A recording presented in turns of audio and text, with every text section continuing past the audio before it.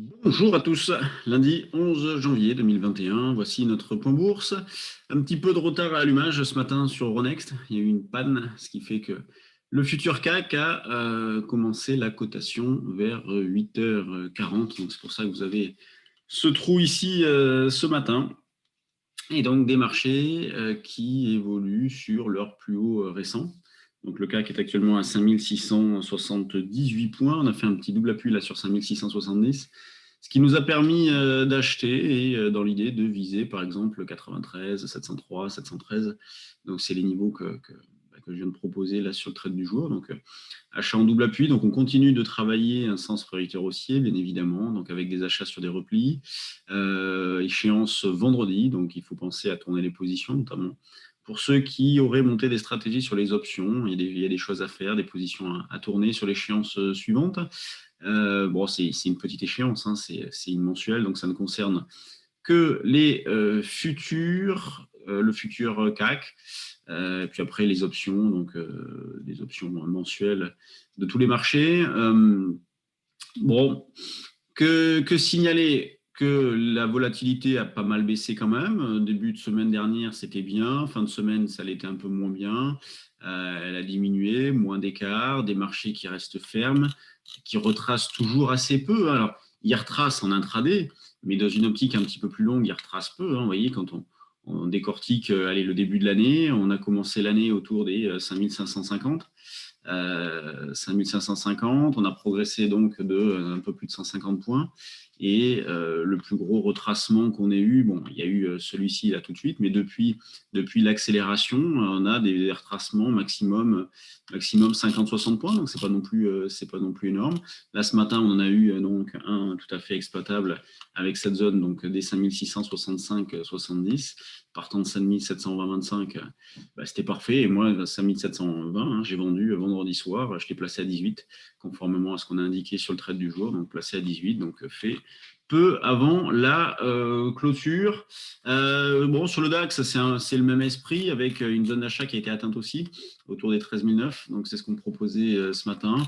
En ce qui concerne les objectifs, bon, on peut essayer d'aller chercher, par exemple, cette zone des 70, 14 000. Et puis, si jamais on a une accélération après les plus récents, 14 050 jusqu'à 14 122. Mais bon, là, il y a quand même un petit peu de marge, mais il faut l'envisager parce que c'est vrai que parfois, on a des accélérations assez surprenantes. Donc, il faut envisager ces niveaux-là, éventuellement se placer dans le cadre de stratégie. Donc pour l'instant, bah, c'est plutôt pas mal, un début de séance assez calme, mais plutôt bien. L'eurodoll, lui, a retracé un petit peu plus que d'habitude. On est repassé sous les 1,22, donc là, on est actuellement à 1,21,96. On a une zone support autour des 1,21, on la voit bien, 1,21,50, 1,21,70. Donc, grosse zone support ici, d'ailleurs, sur laquelle on a tenu ce matin, enfin cette nuit, en faisant même un double appui. Alors, évidemment, on n'était pas derrière pour payer, mais c'est un repère qui peut nous servir pour la suite. Donc, si jamais on revenait dans cette zone des 1,21 à 70, ça serait une occasion d'acheter un petit peu pour viser, par exemple, un 22,20, 22,60, 80. Donc, il y a plein de niveaux. Après, l'important, c'est comme sur les indices, hein, c'est trouver les niveaux d'alerte à partir de quel niveau cassé la dynamique serait cassée. Bon, c'est pas évident là, avec des marchés qui restent extrêmement fermes, qui retracent très peu. Bon, sur le CAC, allez, on pourrait se dire, tant qu'on évolue au-dessus de 5620, on reste du bon côté en intraday. Et sur l'eurodoll, ça serait tant qu'on tient au-dessus de cette zone de 1,21, 40, 60, si on voulait des niveaux assez proches. Du côté des actions, donc je vais changer l'espace de travail. Alors, on va passer. Alors, sur les actions, il n'y a pas grand-chose ce matin en termes de nouvelles. C'est assez calme. Hop, voilà l'écran. Donc ça arrive. Ok, donc bon, bah, sur les valeurs du CAC, on a une majorité de valeurs en repli. Alors pas des replis bien méchants, puisque le plus gros repli, c'est Renault qui perd 2%. Donc Renault avec une figure vendredi quand même pas très jolie. On a frôlé l'avalement baissier. On a ouvert avec un gap à la hausse et on quasiment clôturé en dessous, donc c'était pas terrible. Peugeot, bon, j'imagine un peu la même tête, ouais, avec un trou d'air ce matin sur Peugeot, donc on voit un petit peu de nervosité sur le secteur. Une sous-performance. Total qui a fait un double top et qui revient un peu en arrière. On a Sanofi qui se comporte pas mal, une fois n'est pas coutume. Alors, je vous le dis, je suis dessus, via des calls notamment. Bon, il y a du mieux. On pourrait avoir un signal peut-être ce soir. Téléperformance qui dérive latéralement. ST Micro qui reste bien. Airbus plus forte hausse. Donc, bon, elle reste encore plombée, hein, celle-là, hein, par rapport au niveau du début de l'année dernière. Mais bon, il y a un peu de mieux. Au niveau de l'aspect, ça se calme un peu. On le voit, il y a moins d'envolées comme on a eu à une époque. Une époque pas si lointaine, hein, ne serait-ce qu'il y a une semaine où il y avait vraiment des relais. Là, c'est un peu, il y a un peu plus de méfiance, on le sent. Il y a encore des choses à faire. Et, nous, on a fait Terradiag là, vendredi, puis aujourd'hui, elle prenait 4-5% tout à l'heure.